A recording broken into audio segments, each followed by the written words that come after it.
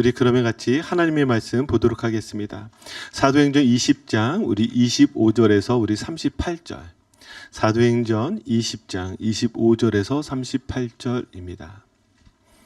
다 함께 찾으셔서요. 제가 하나님의 말씀 봉독해 올리도록 하겠습니다.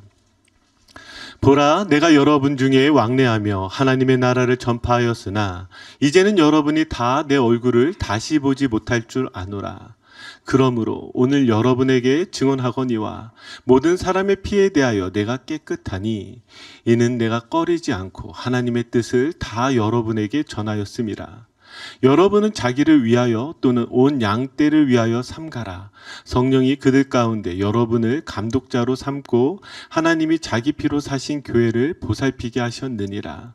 내가 떠난 후에 사나운 이리가 여러분에게 들어와서 그 양떼를 아끼지 아니하며 또한 여러분 중에서도 제자들을 끌어 자기를 따르게 하려고 어그러진 말을 하는 사람들이 일어날 줄을 내가 아노라.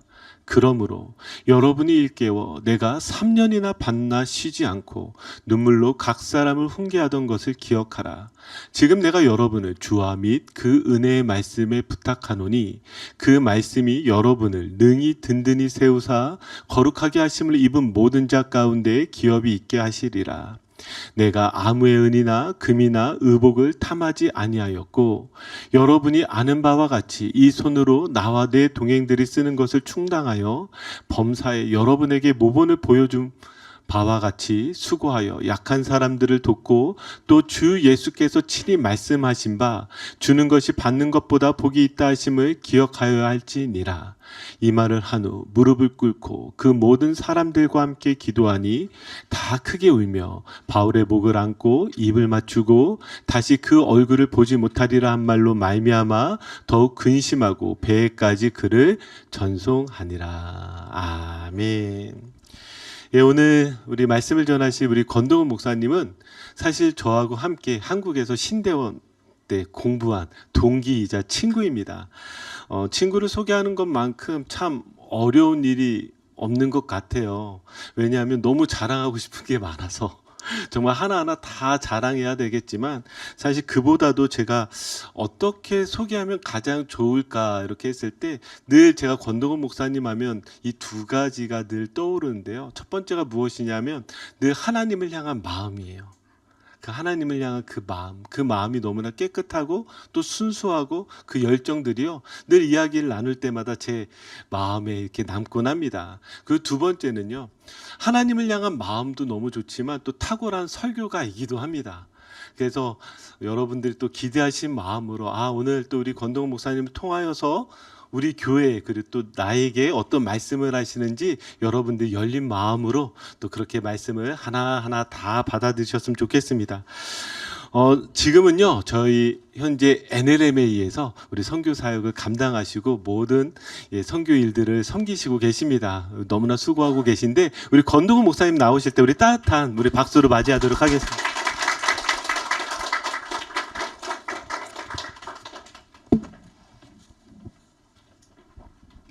할렐루야. 반갑습니다. 네, 제가 반갑다는 겁니다. 목사님께서 너무 귀하게 소개를 해주셔서 몸둘 바를 모르겠는데요. 오늘 여러분들 생일인데 제 생일인 줄 알았어요. 7주년 동안 주님의 몸된 교회를 세우고 또 가꾸느냐고 참 수고 너무 많으셨습니다. 우리 목사님 너무 수고 많으셨고 성도님들 너무 수고 많으셨습니다. 우리 하나님께 영광의 박수 올려드릴까요? 감사합니다. 교회를 부탁해라는 제목으로 하나님 말씀 증거합니다. 우리나라에서 출간된 후에 즉시 베스트셀러가 되었는데요. 아주 오랜 시간 후에 미국에서 영어로 번역되고 미국 아마존에서 베스트셀러 1위에 오른 아주 특별한 한국 소설이 있습니다. 그 소설의 이름이 바로 엄마를 부탁해라는 신경숙 작가의 소설입니다. 그러니까 오늘 설교 제목 교회를 부탁해는 사실 신경숙 작가의 엄마를 부탁해 패러디라고 할 수 있습니다.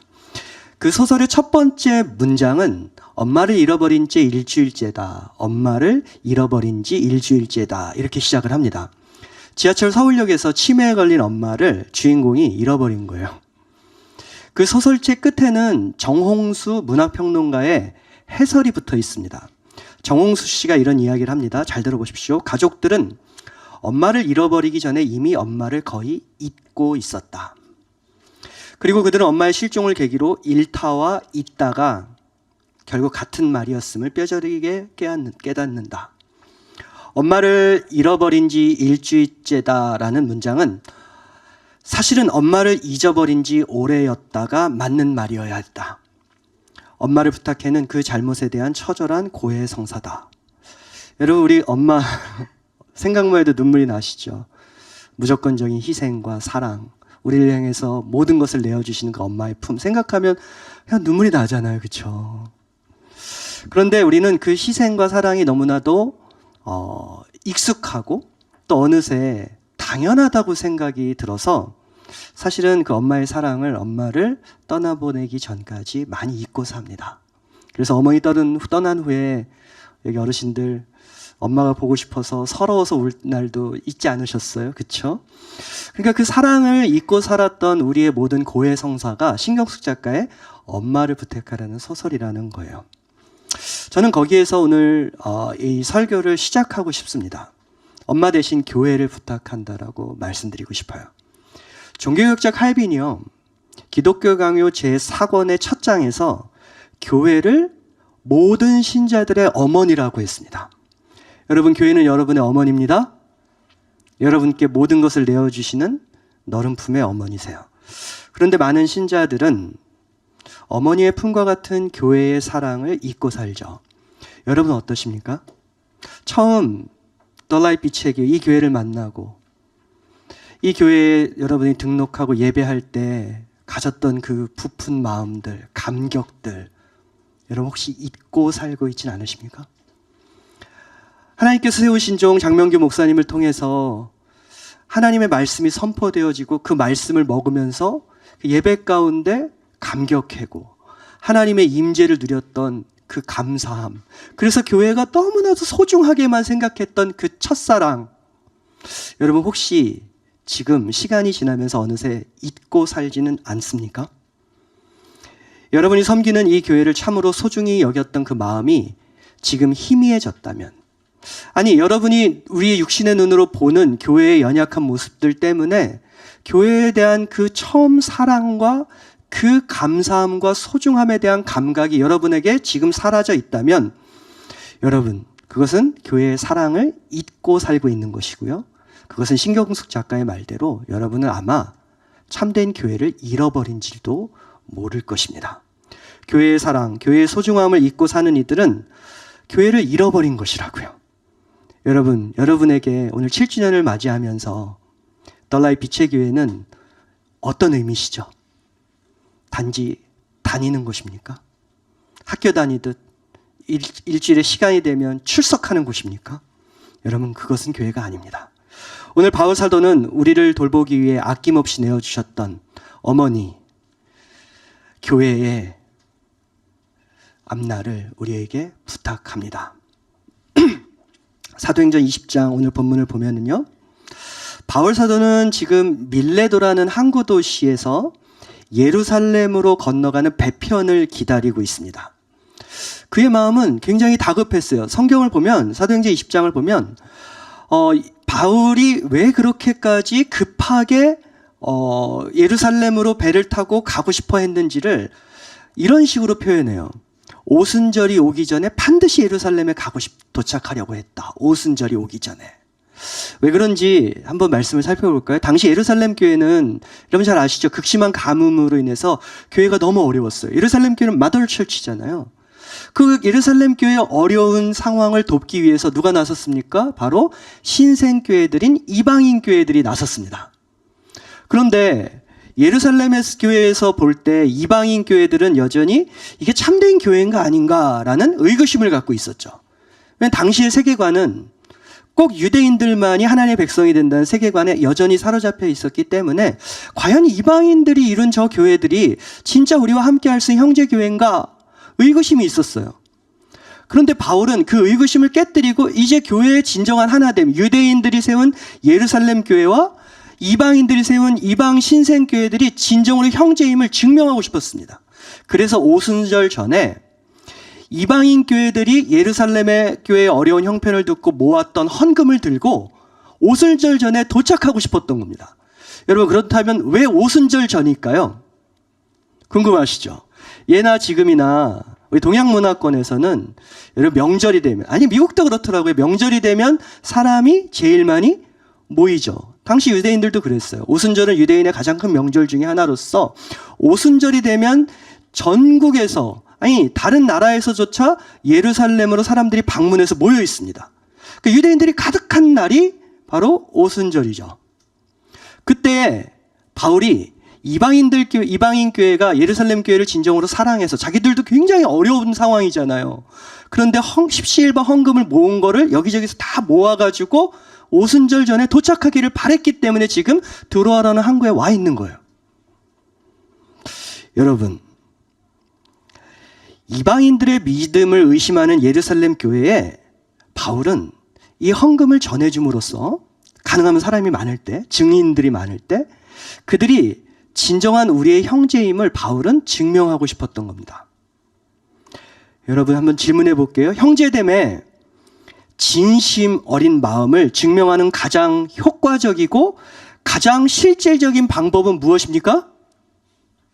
예, 현찰입니다. 캐시만큼 정확하게 이것을 증명하는 방법은 이 세상엔 없습니다. 제가 예전에 어버이날 현수막을 온라인에서 제가 봤는데요. 현수막 그 캐치플레이 이거예요. 꽃으로 퉁칠 생각하지 말라. 부모님들 어버이날이 되면 자식에게 가장 받고 싶어 하시는 게 꽃이십니까? 꽃 따위 아니잖아요. 그렇잖아요. 캐시 아닙니까, 여러분들? 제가요, 지금 목회를 그만뒀지만 성도님들이 저한테 목사님 사랑합니다. 정말 목사님, 제가 목사님을 아끼고 있습니다. 정말 많은 얘기를 하는데 저는 안 믿습니다. 처음에 믿었어요. 안 믿어요. 그 말은 밥이라도 사주면서, 그렇잖아요. 그리고 휴가 가면 봉투라도 좀 주면서, 목사들 가난한데 가가지고 햄버거 먹이고 애들 뭐 그 어디에 뭐 이런 중국 그런 데 가는데 그 뭐죠? 판다 익스프레스 가서 목사님 좀 자녀들하고 휴가인데 좀 맛있는 거 좀 드십시오 하고 이럴 때 저는 진정으로 그분들이 저를 사랑한다는 것을 느꼈죠. 장명규 목사님 안 그러실 건데 저는 그렇습니다. 여러분, 제가 장 목사님을 정말 좋아하는 이유는 장 목사님 힘들 때 저한테 전화하세요. 그리고 항상 사랑하는 브로, 좀 느끼하긴 하지만 약간 느끼하시잖아요. 사랑하는 브로. 그런데 그렇게 사랑하는 브로라고 할 때 저는 진짜 저를 사랑한다 믿음이 가는 이유가 그냥 그러고 전화를 끝낸 게 아니라 항상 밥을 사줍니다. 저를 위해서 돈을 씁니다. 여러분을 위해서 돈을 쓰는 사람이 진짜입니다. 그게 사랑이에요. 예수님이 뭐라고 하셨습니까? 네 보물이 있는 곳에 너의 마음이 있다. 그럼 다른 말로 하면 무슨 말입니까? 네가 돈을 안 쓰면 너는 마음이 없다. 헌금 안 하는데 교회를 사랑한다? 그런 건 없어요. 여러분, 동그란 삼각형 당 한번 만들어 보시겠어요? 두 손으로 지금 시작 해보세요. 동그란 삼각형만 만들어 보십시오. 예, 세상엔 그런 건 없어요. 동그란 삼각형이 어디 있어요? 여러분, 이방인 교회가 진정으로 예루살렘 교회를 한 형제를 생각하고 사랑했다면 그들은 그랬기 때문에 헌금을 한 거죠. 자기도 어려운데. 자기들도 극심한 가난과 핍박 속에 고난당하고 있었다는 것이 신약 성경 여기저기 얼마나 많이 기록되어 있습니까? 남아서 한 게 아니에요. 그런 마음으로 그들은 헌금했고 바울은 그 헌금을 전해줌으로써 봐라, 진짜 우리 형제구나 라고 증명하고 싶었기 때문에 사람들이 가장 많이 모이는 오순절 전에 도착하길 원했던 것이죠. 그렇게 오순절 되기 전에 이방인 형제 교회들의 헌금을 갖고 예루살렘에 도착하길 바랬던 바울은 지금 그런 이유로 굉장히 조급해 있습니다. 배편을 기다리고 있어요. 그런데 지금 바울은 또 다른 마음의 한 가지 간절한 갈망이 일어나고 있습니다.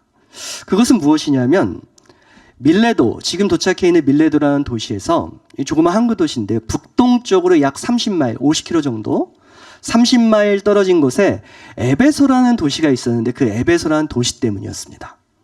여러분 아시죠?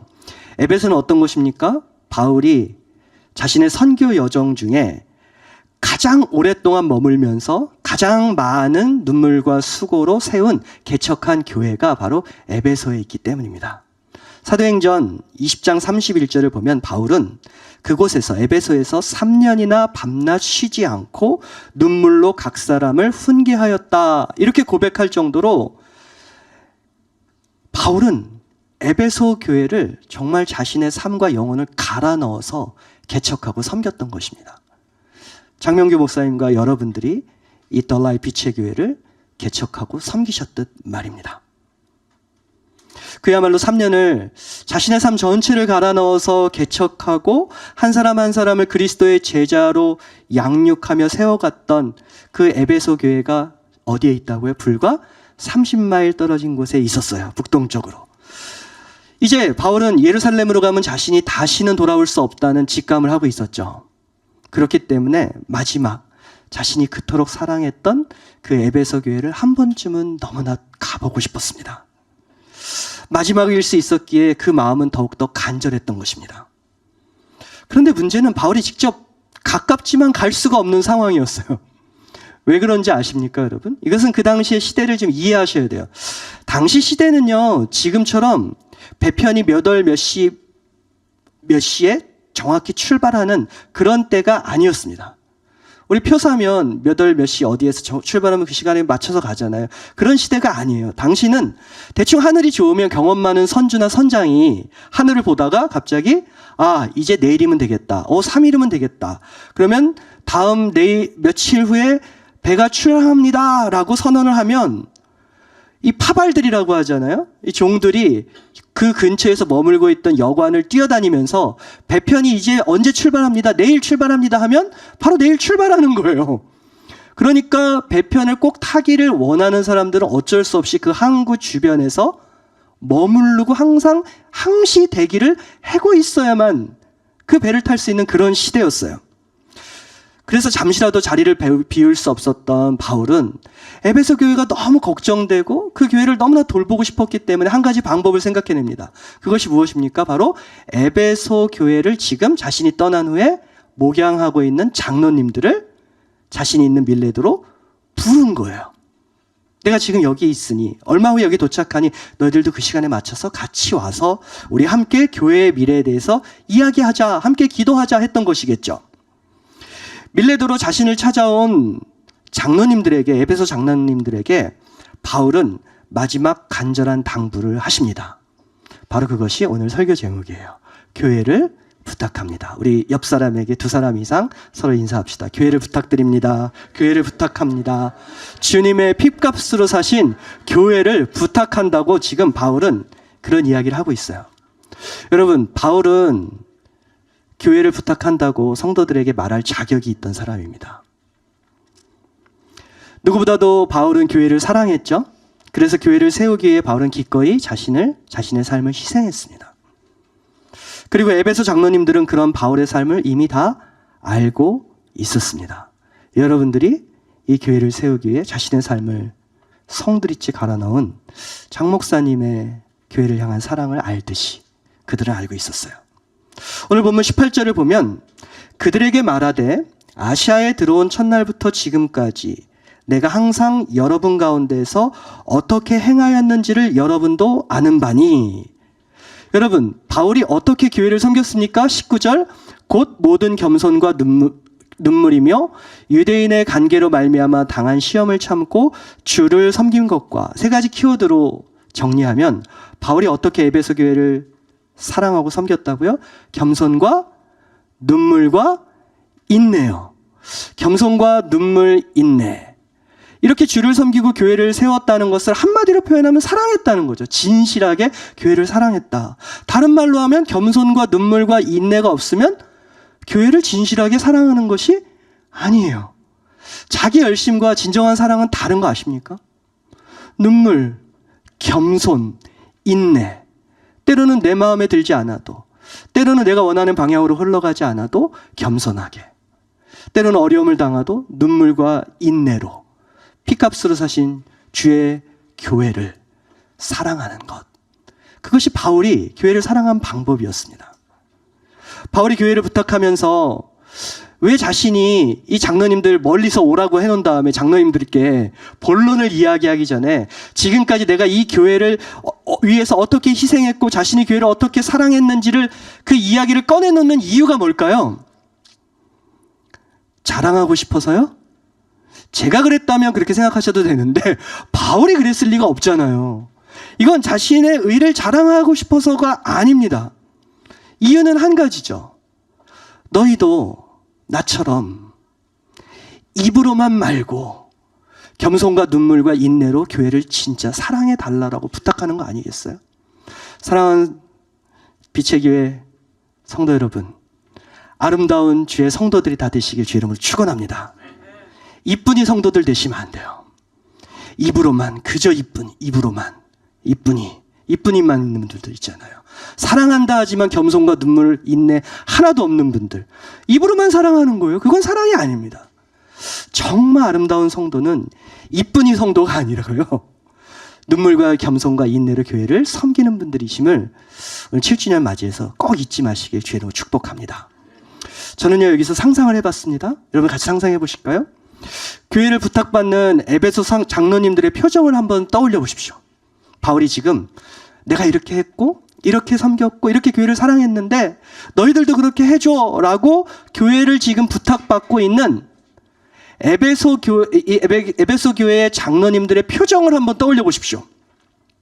여러분 어떤 표정이십니까? 지금 여러분들 상상 속에 있는 에베소 장로님들의 표정은 떨떠름한 표정일까요?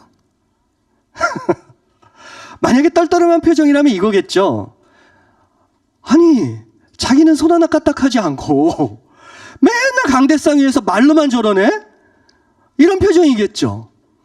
아니 헌신도 희생도 자기는 하지 않고 아니 교회를 부탁한다니 우리 서로 마주보고 있으니까 예의상 뭐 표정은 잘 관리는 하겠지만 그 표정이 약간 썩지 않겠습니까? 여러분 근데 에베소 장로님들의 표정은 지금 어떠시죠? 여러분 화나지 않으세요 지금? 왜 그렇죠? 자신에게 교회를 이렇게 사랑해달라고 부탁하는 바울이 진짜 그 말 이전에 자신이 그렇게 교회를 사랑했던 것을 3년 동안 눈으로 보고 삶으로 경험했기 때문에 그 말의 진실함을 알기 때문에 에베소 장로님들은 바울이 자신들에게 교회를 부탁할 때 고개를 끄덕였을 거예요. 환한 웃음으로요. 어떤 사람은 눈물을 그렁그렁 하면서요. 여러분 이 길이 맞다고 증명하는 가장 효과적인 방법이 무엇이죠? 목소리 높이는 거 아닙니다. 내가 나의 생각에 찬송하는 사람들 모아서 세력 넓히는 거 아닙니다. 이 길이 맞다라고 증명하는 가장 효과적이고 유일한 방법은 여러분 자신이 먼저 그 길 위에 서는 겁니다. 많은 분들이요, 다 교회를 사랑한다고 하면서 교회에 대한 이야기를 이러쿵저러쿵 합니다. 저는 교회를 망치려고 이런 이야기 합니다라는 분을 한 번도 못 만나봤어요. 다 교회를 사랑하신대요. 그런데 문제는 뭔지 아십니까? 그런 분들 중에 정말 많은 분들이 자신은 그렇게 하지 않아요. 왜 우리 교회가 선교를 많이 안 합니까? 선교에 올인하지 않습니까? 그러면 먼저 자신이 선교에 올인하는 삶을 사셔야 돼요. 우리 교회는 이게 약점입니다. 그러면 그 약점을 보완하기 위해 내가 그 약점을 커버하기 위해 헌신하셔야 돼요. 그것이 교회를 사랑하는 법이죠. 목소리만 크고 소리만 지른다고 교회를 사랑하는 겁니까? 바울이 교회를 부탁한다고 했을 때 사람들은, 에베소 장로님들은 다 고개를 끄덕일 수 있었던 것은 그 얼굴 떠오르셨다고 했잖아요. 그랬던 이유는 바울이 그렇게 살았다는 것이죠. 내가 그 길 위에 서고 싶지도 않으면서 이 길이 맞다고, 저 좁고 험한 섬김과 헌신의 길이 맞다고 소리치기만 하면 과연 누가 그 길 위에 당신과 함께 서겠습니까? 교회를 부탁하는 가장 효과적인 방법 무엇입니까? 내가 먼저 교회를 겸손과 눈물과 인내로 교회를 소중하게 생각하며 사랑하는 그 길 위에 내가 서 있는 겁니다. 그러면 우리가 목소리 높이지 않아도 모든 사람들은 그 길을 함께 걸어가고 싶어하는 마음이 생길 거예요. 바울은 이제 마치 마지막 유언처럼 에베소 장로님들에게 두 가지를 신신당부합니다. 첫째, 28절 같이 읽어드릴게요. 여러분은 자기를 위하여 또는 온 양떼를 위하여 삼가라. 첫째는 삼가라는 겁니다. 두 번째, 성령이 그들 가운데 여러분을 감독자로 삼고 하나님이 자기 피로 사신 교회를 보살피게 하셨느니라. 다 같이 한번 해볼까요? 첫째, 삼가라. 둘째, 돌보라. 네, 삼가라, 돌보라. 이 키워드를 잊지 마십시오. 이렇게 교회를 사랑하고 교회를 부탁받는 겁니다. 삼가라는 것은 여러분 무엇이에요? 주의하라는 거예요. watch out. 경계하라는 것이죠. 왜 주의하고 조심해야 되는지 29절에서 바울은 이렇게 말합니다. 내가 떠난 후에, 이제 바울이 떠나죠? 사나운 이리가 여러분께 들어와서 그 양떼를 아끼지 아니하며. 자, 여러분, 바울이 떠나면 바울이 예견하는 게 무엇이죠? 교회는 영적 기관이기 때문에 반드시 교회를 훼손시키려는 악한 영의 세력들이 이리떼들로 은유되고 있고요. 교회를 공격할 것이 분명하기 때문에 바울은 지금 주의하고 조심하라고 하는 것이죠.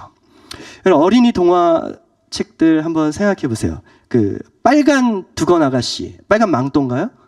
늘 헷갈리는데 빨간 두건인가요? 망토인가요? 그 이야기 생각해 보시고요. 그 아기 돼지 삼형제, 그 어떤 분들은 헷갈린다고 돼지고기 삼형제라고 하시는데요. 이 아기 돼지 삼형제 이런 거 이야기 떠올려 보세요. 여러분, 늘 늑대가 찾아옵니다. 그렇죠? 언제요? 꼭 엄마가 없을 때 찾아와요. 여러분, 엄마가 떠난 에베소 교회는요, 항상 경계하고 경계해야 됩니다. 교회는 영적인 기관입니다, 여러분. 그래서 언제나 사단 마귀의 공격이 도사리고 있음을 잊지 마셔야 돼요. 바울은 이제 자신이 떠나면 사단 마귀의 공격이 들어닥칠 것을 예견합니다. 그래서 그 사단 마귀, 어둠의 세력들을 경계하라고 해요. 그런데 저는 그 다음 것을 여러분과 함께 더 강조하며 나누고 싶어요. 그러한 사단 마귀의 외부로부터의 공격보다 하나님의 교회가 더욱 경계하고 또 경계해야 될 것이 오늘 성경에 기록되어 있습니다. 29절, 30절 우리 다 같이 한번 읽어볼까요? 내가 떠난 후에 사나운 이리가 여러분에게로 들어와서 그 양떼를 아끼지 아니하며 크게요. 또한 여러분 중에서도 제자들을 끌어 자기를 따르게 하려고 어그러진 말을 하는 사람들이 일어날 줄을 내가 아노라. 저는 이 30절이 성경 전체에서 제 개인적으로 가장 충격적인 구절이었어요. 또한 여러분 중에서도, 이 여러분 누구죠? 예, 지금 바울이 저 멀리서 교회를 헌신하여, 자기가 떠난 후에 교회를 헌신하여 섬기고 있는 장로님들이세요. 그 장로님들을 모셔놓아 놓고 그 장로님들 면전에다 대고 여러분 중에서도 자신의 어그러진 말로 하나님의 양들을 삼킬 자들이 있다라고 지금 경고하는 거예요. 여러분, 여기서 아노라라는 단어는 확신한다, 100%다 이런 단어입니다. 아니, 지금 자기가 떠나고 이 소중한 교회를 부탁하는 마당에 미담을 해줘야 될 거 아니에요. 그런데 왜 이런 악담을 퍼볼까요? 장로님도 얼굴을 눈을 똑똑히 쳐다보면서. 여러분, 어떤 분들은 이걸 이렇게 해석해요. 바울이 일종의 투시의 은사가 있었다고. 영분별의 은사가 있었다고. 그래서 에베소에서 온 장로님들의 숫자는 학자들마다 다르지만 그 장로들 중에 분명히 검은 마음을 품고 있는 인간이 있기 때문에 바울이 마치 무릎팍도사처럼 난 딱 보면 다 알아. 너희 중에 한 명이야, 요 몇 명은 분명히 이런 나쁜 마음을 가지고 있을 그놈인 줄 알아 하고 경고했다라고 하는데 그게 아닙니다. 여러분, 그럼 어떤 뜻일까요? 이 말은 누구도 장담하지 말라는 것입니다. 인간이란 얼마나 쉽게 변질되기 쉬운 존재인지를 스스로 심각하게 인정하고 받아들이라는 겁니다. 제가 목회하면서 느꼈던 게 뭔지 아십니까? 사람은 진짜 조그만 권력 하나만 손에 쥐어도 휘두르고 싶어 합니다. 이걸 안 휘두르는 게 얼마나 어려운지 몰라요. 겸손하기가 얼마나 어려운지 몰라요. 시작은 오직 주님을 위해서, 주님의 몸된 교회를 섬기기 위해서 순전한 마음으로 겸손하게 맡은 직분인데요. 어느새 변질돼서 그 직분의 자리를 이용해서 은근히 자신의 영향력을 키우거나 자신의 뜻대로 교회를 움직이려고 하는 사나운 일이 때 그 이리떼들이 지금 어디에 있어요? 지금 너무나도 순전하고 헌신하는 마음으로 에베소 교회를 섬기고 있는 그 장로님들 가운데도 분명히 나올 거라는 겁니다. 그러니까 외부를 경계하기 이전에 교회를 사랑하고 돌보기 위해선 먼저 무엇을 경계해야 됩니까? 무엇을 먼저 삼가야 돼요? 자기 자신이요. 내 자신을 먼저 삼가해야지만, 경계해야지만 우리는 교회를 지킬 수 있어요. 여러분, 돼지와 닭이 식당 차린 이야기 아십니까? 돼지와 닭이 식당을 차렸어요. 식당 이름이 햄앤에그입니다. 햄앤에그. 잘 됐을까요? 겁나게 잘 됐습니다. 돼지는 자신의 살을 내놨죠. 닭은요? 자신의 분신을 내놨잖아요. 서로가 이렇게까지 헌신하며 교회 식당을 함께 차렸는데 안 됐을 리가요. 잘 됐습니다. 그런데 처음엔 잘 됐는데 한 3년 후에 이 식당이 망했네요. 왜 망했을까요, 여러분? 네, 그 둘의 헌신 때문에 망했습니다. 돼지는 동업자 닭에게 어느 순간부터 이렇게 말을 했죠. 나는 내 살을 내놓는 헌신을 했는데 넌 뭐 하고 있느냐? 그러자 닭이 돼지에게 이렇게 말했죠. 무슨 소리, 웃기고 있네. 난 내 자식을 내놨어. 서로의 헌신이 너무나 귀하고 서로의 공로를 내놓고 내가 너보다 낫다라고 하면 그 마음이 그 식당이 잘 되다가 망하게 한 요인이 되어버렸어요. 여러분, 이 이야기가 혹시 좀 아프지 않으십니까? 왜 그렇죠? 이 이야기는 식당의 이야기가 아니라 바로 교회의 이야기이기 때문이에요. 우리가 처음에 얼마나 순전한 마음으로 서로가 헌신했죠. 그런데 시간이 지나면서 내 헌신은 너무나 귀하게 생각되고 다른 사람의 헌신은 눈에 안 들어오잖아요. 나보다 못하는, 나만큼 안 하는 사람들만 눈에 들어오기 시작하면 그때부터 어떻게 되는 겁니까? 망해가는 거예요. 여러분, 부디 교회를 섬기시면서요, 여러분 스스로를 먼저 삼가시길 주의 이름으로 축원합니다. 특별히 기도 많이 하시고 특별히 깊은 헌신하시는 분일수록 자기 자신을 삼가셔야 됩니다.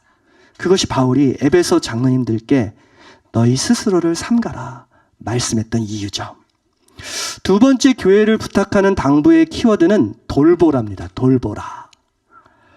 여러분은 자기를 위하여 또는이라고 되어 있는데 사실은 정확한 번역은 그리고가 맞습니다. 가끔 접속사 조금 틀린 거 있는데요. 그리고가 정확한 번역이에요. 그리고 온 양떼를 위하여 삼가라. 성령이 그들 가운데 여러분을 감독자로 삼고, 즉 교회를 보살피는 리더십으로 삼았다는 이야기죠. 하나님이 자기 피로 사신 교회를 보살피게 하셨느니라. 아멘. 아멘. 보살피게 하셨느니라. 케어하라, 이런 말이에요. 케어하라. 그런데 여러분 좀 흥미롭지 않으세요? 케어하면, 돌본다고 하면 배고프면 어떻게 케어하는 게 맞죠? 먹이는 거죠. 피곤하면요? 재워주고 쉬게 해주는 거죠. 더러우면 씻겨주는 거죠. 그런데 교회를 부탁하는 바울은 그렇게 교회를 케어하라고 말하지 않고요, 한 가지 이야기를 해요. 31절 32절 다 같이 한번 읽겠습니다. 시작. 그러므로 여러분이 일깨어 내가 3년이나 밤낮 쉬지 않고 눈물로 각 사람을 훈계하던 것을 기억하라. 지금 내가 여러분을 주와 및 그 은혜의 말씀에 부탁하노니 그 말씀이 여러분을 능히 든든히 세우사 거룩하게 하심을 입은 모든 자 가운데 기업이 있게 하시리라. 네, 여러분 죄송한데 제가 우아기를 벗어도 되겠습니까?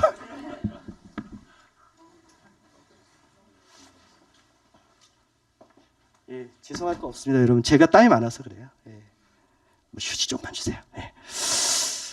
예, 바울은요 지금 교회를 돌보라고 하면서 하나님의 말씀, 은혜의 말씀에 교회를 의탁합니다. 바울은 그가 3년을 밤낮으로 눈물로 전했던 하나님의 은혜의 말씀에 교회를 지켜내야 하는 장로님들을 먼저 의탁합니다. 여러분 왜 그럴까요? 맞습니다. 왜 그럴까요, 여러분? 하나님의 말씀만이 교회를 지킬 수 있기 때문이겠죠. 그렇죠? 아니 만약에 헌금 많이 하는 부자에게 교회를 의탁해라, 혹은 열심히 헌신하는 혹은 기도 많이 하는 권사님에게 교회를 의탁해라 했으면 그것이 교회를 지키는 가장 좋은 방법이기 때문인데, 바울은 지금 뭐에 의탁을 한다고요? 교회를 돌보라고 하면서 하나님의 은혜의 말씀에. 누가 먼저요? 교회를 부탁받는 사람들이요. 여러분, 이 사실을 놓치지 마십시오. 바울이 뭐라고 얘기했어요? 교회를 섬기는 여러분이 은혜의 말씀에 붙들리지 아니하면 여러분은 어떻게 됩니까? 자기의 어그러진 말로 교회를 망치는 불의의 병기가 될 수 있다라고 경고하고 있는 거예요. 여러분, 사도행전 20장 바로 직전의 사건을 한번 살펴볼까요? 사도행전 저자 누굽니까, 여러분? 사도행전의 저자? 바울 맞죠? 누가죠, 누가? 누가가 사도행전 썼잖아요. 누가의 직업이 뭐예요? 의사죠. 의사 선생님들 보통 꼼꼼하시잖아요. 그렇죠? 의사 선생님들이 이게 대충 기록하는 분들이 아니십니다. 이유가 있어요. 이 사건에 오늘 본문의 바로 앞에 어떤 일이, 어떤 기사가 배치되어 있는지를 보면 누가가 어떤 흐름으로 이 글을 쓰고 있는가를 알 수 있어요. 이 직전의 일이 어떤 일이냐면, 교회를 부탁한다라고 유언 같은 말을 오늘 본문에서 하면서 이 직전에 한 사건을 의도적으로 배치하는데, 그 사건은 바로 그 유명한, 설교 시간이 지금 한 30분쯤 돼가는데 요쯤에서 꼭 나와야 되는 이야기예요. 아주 은혜로운 이야기인데, 바로 유두고가 설교 듣다가 창가에서 떨어져서 죽은 이야기가 나옵니다. 여러분, 왜 갑자기 제가 이 이야기 할까요? 걱정하지 마십시오. 설교 시간이 졸면 죽는다, 그런 이야기 하려는 게 아니에요. 그날따라 바울 사도의 설교가 무지하게 길었습니다. 사도행전 20장 7절을 보면 그들에게 강론할새 말을 밤중까지 하며, 이렇게 기록되어 있어요. 오늘 저는 아무리 길어도 1시간은 끝납니다. 제가 밤중까지 하면 여러분들 어떠시겠어요? 사도 바울이라도 돌맞겠죠. 스데반 집사님이 돌맞은 거 설교를 엄청 길게 하셨거든요. 결국 밤중까지 설교를 하시니까 유두고가 창가에 걸쳐서 앉아있다가 떨어져서 죽었어요. 여러분, 성경학자들은 유두고의 이름을 노예의 이름으로 해석하기도 해요. 설령 그것이 아니더라도 분명한 사실은 유두고는 당시 그 교회의 사람들에게 굉장한 사랑과 인정을 받는 청년이었으면 분명해요. 왜 그러냐면 사도행전 20장 12절을 보면 유두고가 떨어졌잖아요. 그리고 살아났잖아요. 그 일로 사람들이 엄청난 위로를 받았대요. 그러니까 교회가 정말 공동체를 아꼈던 친구예요. 자, 교회의 인정과 사랑을 받는 청년들은 특징이 있죠. 어떤 청년들입니까? 일단 교회 일을 열심히 해요. 예배를 소중히 여겨요. 그런 친구 있으면 너무나 사랑스럽잖아요, 여러분. 교회의 인정과 사랑을 받던 청년 유두고가 하루 종일 고된 일을 하고 저녁 집회에 참석한 겁니다. 만약에 노예였다면 정말 혹독한 노동을 하고 저녁 집회에 참석했겠죠. 여러분, 여기까지만 봐도 유두고는 굉장히 귀한 청년이겠죠. 맞죠? 왜 그렇습니까? 여러분, 우리 중 대부분이 어떻죠? 너무 피곤하면 그날 저녁 예배 와요, 안 와요? 안 오시잖아요. 집에 가서 쉬시잖아요. 자유롭게. 저도 목회를 내려놓으니까 저녁 집회 있으면 가기 싫더라고요. 너무 피곤하니까. 이해가 되더라고요, 성도님들이. 그래서 제가 참 낮은 마음, 겸손한 마음이 되었는데요. 여러분, 그게 되게 당연한 거더라고요. 그런데 유두고면 하루 종일 일했으면 집에 가서 쉬어도 되잖아요. 다 이해하는 청년이잖아요. 근데 이 청년은 밤에 굳이 그 집회를 옵니다. 그러니까 이미 귀한 거예요. 그렇죠? 그런데 너무나 하루 종일 육신이 피곤했기 때문에 유두고가 계속 조는 거예요. 졸다가 진짜 말씀에 열심히 있는 분들 어떻습니까? 졸리면 그 자리에서 그냥 포기하고 다 놓고 푹 주무시는 게 아니라, 그런 분들은 일어나세요. 어떻게든 잠을 깨려고 서서 설교를 들으시거나 자기를 막 꼬집거나 하잖아요. 유두고가 생각해낸 게 무엇입니까? 신선한 공기가 통하는 다락방 그 창가에 걸터 앉아서 설교를 듣는 것을 택한 것이에요. 여러분, 그런데 이 성경이 얼마나 재밌냐면요, 사도행전 20장 8절을 보면 모인 곳은 다락방이라고 하고요, 거기에 이런 표현들이 있어요. 등불이 많이 켜진 상태다. 여러분, 등불이 많이 켜지면 어떤 거죠? 지금처럼 이 형광등 다 켰다는 게 아니라, 형광등 있는 시대가 아니잖아요. 당시 등불은 어떻게 킵니까? 기름을 태워서 켜죠. 기름을 태워서 등불을 다 켜면 어떤 현상이 일어나죠? 예, 이산화탄소가 나고 산소를 태워서 이 등을 켜잖아요. 다락방, 등불을 많이 켰어요. 산소가 다 타고 있어요. 졸립죠. 그쵸? 졸립죠. 졸릴 수밖에 없는 상황이라고요. 여러분 설교 시간에 여러분이 존다면 설교를 길게 하는 목사님 탓이 아니에요. 여러분 옆에 있는 분 때문이에요. 내가 마셔야 될 산소를 마시고 계시거든요. 특히 이렇게 조그만 공간에서. 맞죠, 여러분? 그게 과학적으로 맞는 이야기를 하고 있습니다. 저는 지금 틀림없습니다. 여러분 목사님 때문에 설교 존다, 비과학적인 얘기들이세요. 옆 사람 때문에 꼭 기억하십시오. 하여튼 유두고는 그 옆 사람 때문에 피곤을 이기지 못했어요. 계속 졸려요. 그러다가 창가에 앉았는데도 안 돼요. 결국은 입신하셔가지고 깊이 잠들고 땅에 떨어졌어요. 그러면 그 집회는 어떻게 해야 됩니까? 한 명이 설교 듣다가 죽었으면 그 집회는 끝내야 되잖아요. 그게 아주 기본적인 상식 아닙니까? 그런데 사도행전 20장 21절을 보면은요, 이 바울 어르신 정말 저는 대단한 분이라고 생각하는데요. 뭐라고 하냐면 떠들지 말라. 생명이 그에게 있다 하고 올라가 떡을 떼어 먹고 오랫동안 곧 날이 새기까지 이야기하고 떠나니라. 죽은 유두고를 다시 살려놓고 설교를 이어가십니다. 밤새도록. 여러분 존경하는 성도님들요, 사도 바울을 존경하십니까? 그렇다면 우리 목사님들한테 결코 설교 길게 한다고 뭐라 하지 마십시오. 우린 이 정도는 안 합니다. 한 사람 죽으면 끝내요. 여러분 근데 이 중에서 아직 조시는 분이 없기 때문에 설교를 좀 더 오래 해도 되겠습니까? 예, 제가 문제가 아니라 바울 어르신께서 문제라는 걸 꼭 기억하세요. 바울이 도대체 왜 그렇게까지 하셨을까요?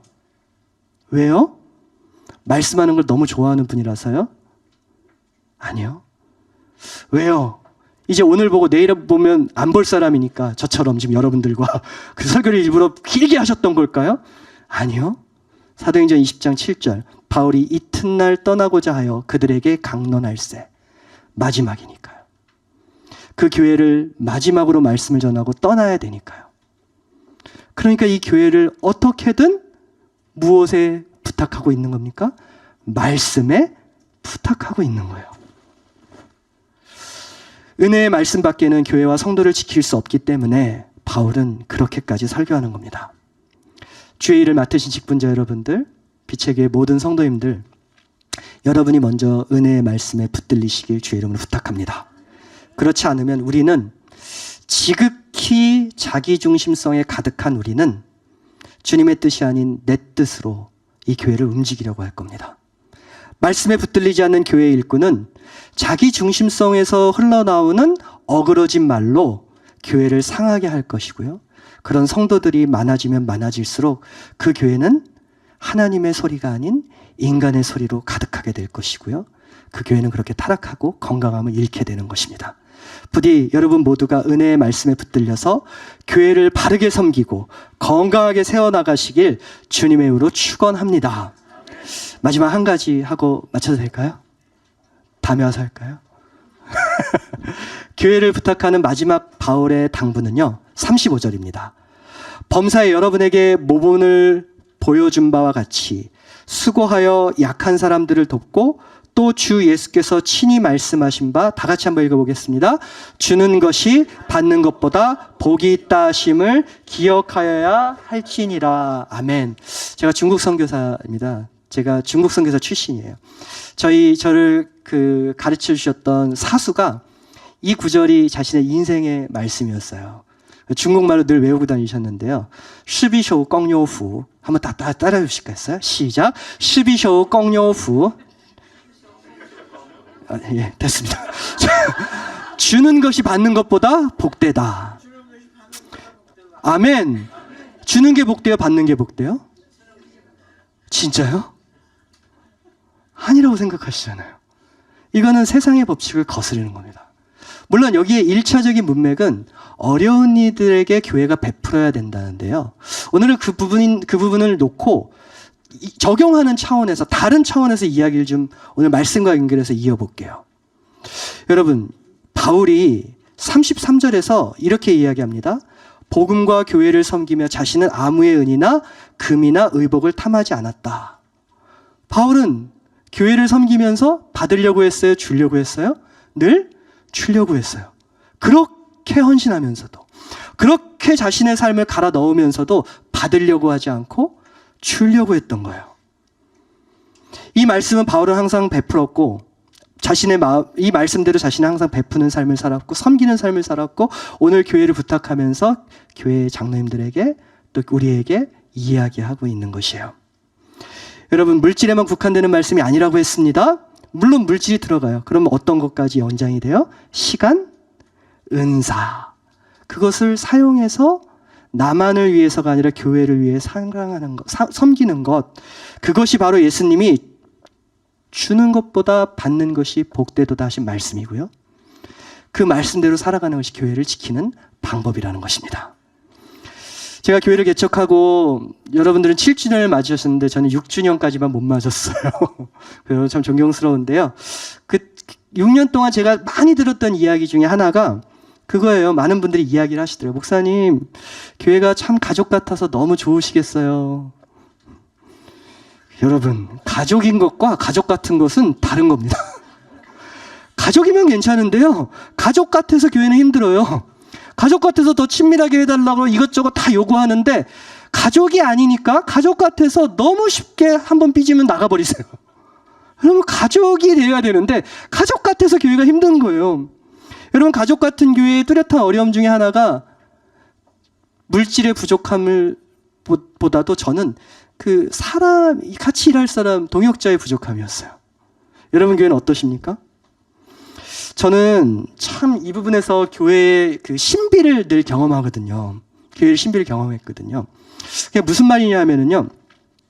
저희 장모님께서 섬기시는 교회가 잠실의 그 만명교회예요. 성도가 10,000명이십니다. 언제가 저희 장모님께서 권사회장으로 섬기실 때인데 제가 선교지에서 잠깐 한국에 나갔을 때 저를 붙잡고 한탄을 하시더라고요. 권서방, 우리 교회는 정말 일할 사람이 없다. 아니, 10,000명인데 일할 사람이 없대요. 여러분, 놀랍지 않으세요? 저는 그때 교회의 신비로움을 보았습니다. 10명 교회나 1000명 교회나 100명 교회나 10,000명 교회나 항상 교회는 일할 사람이 없는 곳입니다. 그걸 기억하셔야 돼요. 여러분, 빛의 교회 일할 사람 없으시죠? 내가 섬기는 부서, 다락방 진짜 일할 사람 없으시죠? 그게 교회예요, 여러분. 그러면 그런 교회를 내가 생각하고 경험하고 느끼고 있다면 어떻게 해야 되십니까, 여러분? 내가 그런 부족함에 나 자신을 줘야 돼요. 나의 은사를 내어 놓아야 돼요. 그러면 그 부족함이 채워져 가는 거잖아요. 불평만 하지 말고요. C.S. 루이스가 뭐라고 했는지 아십니까? 하나님이 모든 것을 주셨다면, 그러니까 모든 것은 하나님이 주신 것이므로, 잘 들으십시오. 돈이 많은 사람들은 가난한 사람들을 돕는 것이 공평하고, 맞죠? 다 하나님이 주셨으니까. 건강한 사람은 약한 사람을 힘으로 돕는 것이 공평하다. 맞나요? 그리고서 이런 말을 덧붙여요. 성격이 좋은 사람들은 성격이 나쁜 사람들을 받아주는 것이 마땅하다. 할렐루야? 왜요? 남들보다 좋은 성격 누가 줬어요? 하나님이 주셨기 때문에 여러분, 성격 좋은 성도님들은 성격이 안 좋은 분들을 받아주셔야 됩니다. 교회에서 여러분 성격 좋은 성도님들 여기 대부분이시나요? 계시면 남들보다 좀 교회 일찍 오셔서요. 사람들을 맞이하는, 이 사람들을 대하는 그 일에 자신을 내어주십시오. 근데 그 옆엔 꼭 성격 좋은 분 아니라 얼굴이 좋은 분하고 같이요. 왜 그러냐면 하나님은 중심을 보시지만 사람은 외모를 보기 때문에 그래요. 성격 좋은 분들은 컴플레인 같은 거 접수 담당 부서 하나 만드셨어요. 거기다 넣으세요. 아니, 컴플레인 목사님에게 하지 마십시오, 여러분. 목사님은 하나님이요, 그거 다 들어줄 수 없어요. 성격 진짜 좋은 분들이 컴플레인 담당하는 분 이렇게 은사를 맡아주시고요. 자기가 생각해도 자타공인, 성격 더러운 분들 계시잖아요, 가끔. 예수는 잘 믿으시는데 내가 생각해도 성격이 좀 안 좋은 분들은요, 가능하면 여러분 사람들과 마주치지 않는 곳에 좀 격리될 수 있는 곳에 혼자 이렇게 가셔가지고요, 조용히 섬기다가 조용히 있다 가시면 됩니다. 화장실 청소 같은 거 얼마나 좋아요, 그렇죠? 여러분, 얼굴과 성격 말고 어떤 은사가 있으세요? 남들보다 힘이 세신 분들은 무거운 거 좀 드시면 돼요. 남들보다 돈 많으신 분들은 헌금 많이 하세요. 나쁘게 쓰이는, 무분별하게 쓰이는 것을 경계하면서요. 요리만 했다 하면 식당 차리라는 소리를 듣는 분들은 부엌으로 오시고요. 악기를 잘 다루시면 찬양팀을 얼마나 멋있어요. 노래 잘하시는 분 성가대 없으시죠? 다행입니다. 끝까지 없으시길 축원합니다. 온라인 모임이 중요해진 이 시기에 컴퓨터를 잘 다루시면 영상 사역자로, 아이들 좋아하시는 분들은 주일학교 봉사로, 정말 하나님께서 내게 모든 것을 주셨다면 내가 가진 그것으로 교회의 연약함을 바라보고 컴플레인이 아니라 그것을 통해 교회를 가꾸고 섬기십시오. 주님이 뭐라고 하셨다고요? 施比受更有福. 다 같이요. 施比受更有福. 예, 주는 것이 받는 것보다 복되도다. 말씀해 줄게요. 디모데후서 2장 20절 21절에는 큰 집에는 금그릇도 있고 은그릇도 있고 나무 그릇도 있고 질그릇도 있다. 그런데 주인이 귀 쓰는 그릇은 어떤 그릇이라고요, 여러분? 재질과 상관없는 깨끗한 그릇이라고 했죠. 대부분 이 깨끗한 그릇 하면 이런 걸 생각합니다. 그 거룩하고 죄 안 짓는 그런 성도의 삶. 그게 일단 맞습니다. 그런데 2차적으로 적용을 해보면 이 깨끗한 그릇이란 주인이 쓰기에 편안한 그릇입니다. 주부들 계시잖아요. 집에 좋은 그릇도 있지만 늘 쓰는 그릇 있잖아요. 언제든지 쓸 수 있는 그릇. 그게 깨끗한 그릇이에요. 언제든지 주인이 원하시면 사용될 수 있도록 준비되어져 있는 그릇. 여러분, 그것을, 그 능력을 영어로 availability라고 해요. availability. 찬송가에 이런 가사가 있어요. 나를 일꾼 삼으신 주 크신 능력 주시어. 다 같이요. 언제든지 주 뜻대로 사용하여 주소서. 아멘. 여러분, 주님이 우리에게 교회를 부탁하시면서 여러분의 어빌러티, 능력 안 물으십니다. 목사님이 가끔 가다가 여러분들에게 성도님 이 부분 좀 맡아주시면 어떨까요? 하면 여러분들이 항상 하시는 말씀이 있죠. 기도해 보겠습니다. 저희는 이제 잘 알잖아요. 기도해 보겠다는 그 교회 용어는 안 하겠다는 겁니다. 그렇죠? 그러지 마십시오. 목사님이 다 기도해 보고 물어본 거예요. 하나님 곤란하게 만들지 마세요. 누구 기도 들어줘야 되나? 그런 다음에 그 다음에 하는 말씀이 무엇이세요? 기도해 보겠다고 하시고 안 하면서 꼭 붙이신 말씀이 하고는 싶지만 능력이 없어서요. 여러분, 주님의 일은, 주님의 교회를 섬기는 일은 어빌러티로 하는 게 아닙니다. 어빌러티는요, 올마이티 하신 하나님께 다 있는 거예요. 그분이 부르셨으면 그분이 능력은 주세요. 하나님 우리에게 유일하게 원하시는 능력은 어빌러티가 아니라 어베일러빌러티예요. 내가 너를 사용하길 원하는데, 너가 이것을 통해서 이 교회를 섬기길 원하는데 가능하니? 그럼 우리 어떻게 해야 돼요? 하나님 무슨 이런 서운한 말씀을 하세요. 원하시면 당연히 하는 게 저 아닙니까? 하나님 뭘 물어보세요. 그냥 시키세요. 이렇게 가야 된다고요. 맞으세요, 여러분? 고린도전서 4장 2절. 맡은 자들에게 구할 것은 충성이니라. 아멘. 직분자들에게, 교회 일꾼들에게 가장 중요한 덕목은 충성입니다. 충성이란 변함없는 마음입니다. 날씨와 기분에 따라, 상황과 컨디션에 따라 했다 안 했다 하는 변덕스러움과는 충성은 거리가 멉니다. 누군가의 말처럼 아부도 평생 변함없이 하면 충성입니다. 7년간 여러분 마음 변하셨습니까? 충성하십시오. 변하지 마십시오. 전능하신 하나님께서 오늘 여러분께 주의 몸된 교회를 부탁하십니다. 오직 말씀에, 은혜의 말씀에 먼저 자신이 붙들리시길 바랍니다. 무엇보다 자신을 먼저 삼가며 받는 것보다 주는 것이 복되도다 하신 진정한 축복의 말씀을 복음으로 붙들고 변치 않는 마음으로 끝까지 충성하며 주의 부르심이라면 언제든지 아멘으로 화답하며 주님의 피값으로 사신 이 영광스러운 교회, 더 라이프 빛의 교회를 더욱더 사랑해 주시길 주님의 이름으로 축원합니다. 교회를 부탁합니다. 기도하겠습니다. 하나님 아버지 감사합니다. 오늘 우리 가운데 하나님께서, 성령께서 친히 말씀의 목소리를 통하여 교회를 부탁하신다는 이 말씀의 소리를 듣게 하여 주시니 감사합니다. 하나님, 아무런 자격이 없는 자들이지만 주께서 이 귀한 주의 몸된 피값으로 생명으로 사신 교회를 우리와 같은 사람들에게 맡겨주시니 감사합니다. 능력이 없지만 우리를 부르신 이의 능력을 신뢰하고 하나님의 은혜의 말씀에 내 자신이 꽉 붙들려 우리에게 주신 모든 은사와 우리에게 주신 모든 넉넉한 것들로 하나님의 교회를 섬겨나가며 교회를 진정으로 사랑하는 우리 모든 성도들 되게 하여 주시옵소서. 이 교회의 주인 되신 성령 하나님께 맡겨드립니다. 예수님의 이름으로 기도합니다. 아멘.